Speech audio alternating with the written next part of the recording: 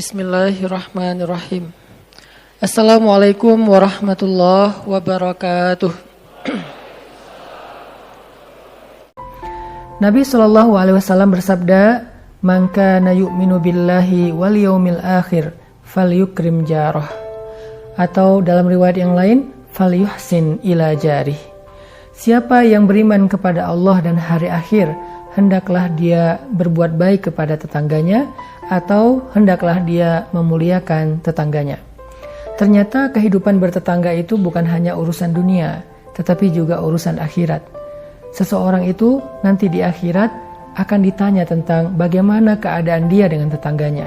Kalau tetangga merasa pernah terganggu dengan sikap kita, dengan perilaku kita, dengan cara hidup kita, maka semua itu nanti akan ditanya di akhirat. Itu akan kita pertanggungjawabkan, dan bisa jadi itu akan mengurangi amal-amal soleh kita. Kadang-kadang kita meremehkan perkara ini. Kita menganggap bahwa membuang sampah sembarangan yang mengganggu tetangga kita sesuatu yang mungkin kecil. Kadang-kadang kita berpikir parkir sembarangan yang membuat tetangga kita kesusahan untuk masuk ke rumahnya sendiri atau keluar dari rumahnya sendiri perkara yang sepele. Kadang-kadang kita berpikir menutup jalan karena ada hajatan tanpa meminta kerelaan, keridhaan tetangga, itu perkara yang biasa-biasa saja. Kita meremehkan hal ini, padahal Nabi sampai membawa-bawa iman dalam urusan bertetangga. Siapa yang beriman kepada Allah? Artinya, tidaklah beriman orang kepada Allah kalau dia menyakiti tetangganya. Su'ul jar. Tidak disebut orang yang beriman kalau dia menyakiti perasaan tetangganya, kalau dia membuat tetangganya merasa sedih, kalau dia membuat tetangganya merasa terganggu. Apalagi jika itu sudah menjadi tabiatnya dan terkenal di antara semua tetangga-tetangga di depan rumah, di belakang, kanan, kiri, bahkan mungkin satu desa. Tidak beriman kepada Allah orang yang seperti ini, su'ul jar. Kalau Nabi membawa perkara iman dalam sesuatu, berarti perkara itu adalah sesuatu yang besar. Kehidupan bertetangga, kata Nabi, ada hubungannya dengan iman. Iman kepada Allah dan iman kepada hari akhir. Itu artinya Allah gak suka tetangga yang buruk perangainya kepada tetangganya.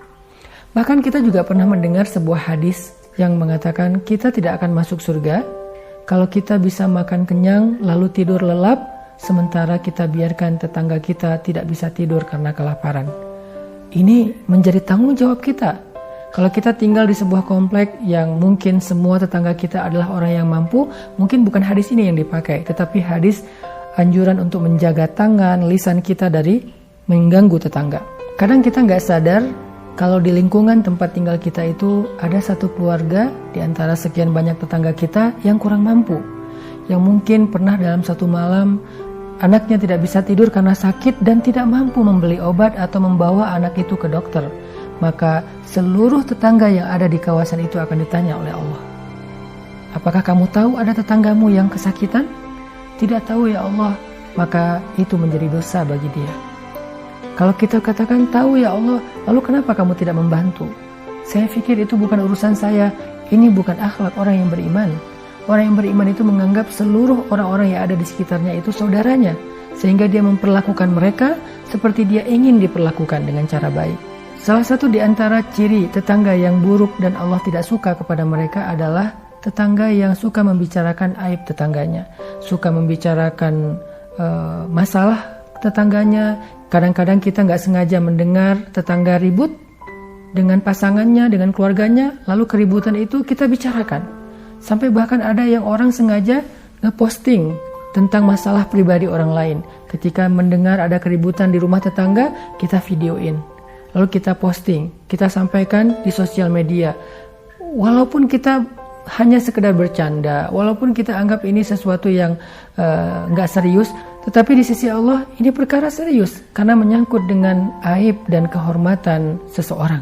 Maka teman-teman yang dirahmati Allah Subhanahu wa Ta'ala, jangan berpuas diri dulu kalau kita sudah menjadi ahli ibadah. Jangan berpuas diri dulu kalau kita sudah menjadi ahli ilmu. Coba periksa setelah kita memeriksa keluarga kita, sekarang coba periksa rumah-rumah yang ada di sekitar tempat tinggal kita. Coba periksa orang-orang yang ada di sekeliling kita. Coba periksa tetangga kita. Jangan-jangan tanpa kita sadari selama ini kita sering menyakiti perasaan mereka. Jadilah orang yang ra'fah seperti Nabi, yaitu orang yang sangat hati-hati dalam menjaga perasaan orang lain, menjaga hak orang lain, menjaga kenyamanan orang lain. Hati-hati, ra'fah ketika kita parkir mobil, ra'fah ketika kita membuang sampah, ra'fah ketika kita punya tanaman yang merambat yang mungkin bisa mengganggu pekarangan tetangga kita, ra'fah ketika kita membicarakan tetangga kita, ra'fah ketika kita renovasi rumah kita. Apapun yang kita lakukan yang berkaitan dengan kenyamanan tetangga, jadilah ra'fah, hati-hati dan pikirkan kenyamanan orang lain. Dengan begitu, barulah kita bisa tenang bahwa kita tidak termasuk tetangga yang buruk di mana Allah Subhanahu wa Ta'ala tidak suka kepada mereka. Mudah-mudahan Ramadan ini menjadi momentum bagi kita untuk memperbaiki kehidupan kita dengan tetangga. Beri mereka hadiah, sapa mereka kalau kita lagi keluar rumah. Usahakan jangan sampai kita mengganggu privasi dan kenyamanan mereka. Siapa yang menjaga kenyamanan saudaranya di dunia, maka Allah jaga kenyamanan dia di dunia dan di akhirat insya Allah.